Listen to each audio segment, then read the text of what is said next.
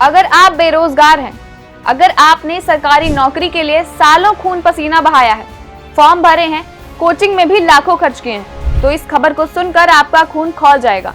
क्योंकि यूपी के health department में एक ही नाम वाला शख्स अर्पित सिंह एक नहीं, दो नहीं, सीधा 6 सरकारी नौकरियों में पहुंच गया और 9 साल तक आराम से तनख्वाह खा गया, 3 करोड़ 50 लाख रुपए से भी ज्यादा।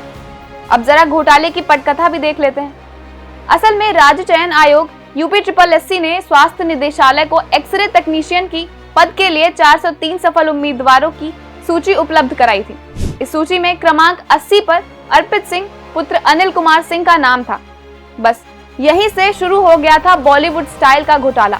असल में असली अर्पित सिंह तो एक ही है जो हाथरस जिले में ड्यूटी कर रहा है, लेकिन उसी नाम से 6 और नकली अर्पित अलग अलग जिलों में तैनात हो गए, बलरामपुर, फर्रुखाबाद, रामपुर, बांदा और शामली। और इतना बड़ा खेल पकड़ा गया एक RTI द्वारा। RTI यानी जनता के एक सवाल ने पूरा तंत्र हिला दिया। जब RTI से पता चला कि एक ही नाम से 6 लोग अलग अलग जिलों में नौकरी कर रहे हैं तो हड़कंप मच गया। अब सोचिए, एक एक्सरे टेक्नीशियन की शुरुआती तनख्वाह होती है 50 से 55 हजार रुपए।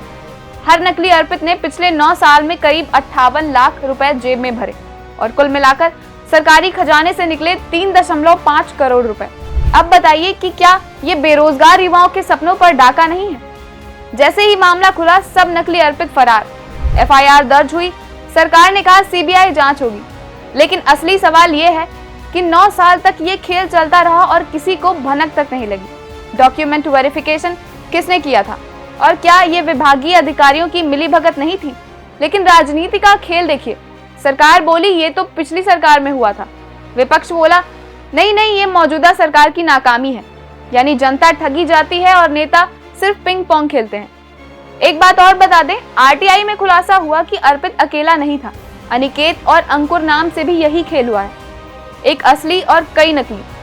लगता है इस भर्ती प्रक्रिया को चलाने वाले ने सीधे सीधे कहा होगा, नाम बताओ, बाकी नौकरी मेरी जिम्मेदारी। तो दोस्तों, जब तक हमारे सिस्टम में डॉक्यूमेंट्स की सख्त क्रॉस वेरिफिकेशन और डेटाबेस लिंकिंग नहीं होगी, तब तक ऐसे घोटाले चलते रहेंगे। युवाओं से कहा जाता है मेहनत करो, सफलता मिलेगी, लेकिन असलियत तो ये है कि कुछ लोग नाम का जादू दिखाकर करोड़ों डका जाते हैं। अब बताइए, इस घोटाले में दोषी कौन है? वो नकली अर्पित जो पैसे लेकर भाग गया, या वो सिस्टम जो 9 साल तक सोता रहा?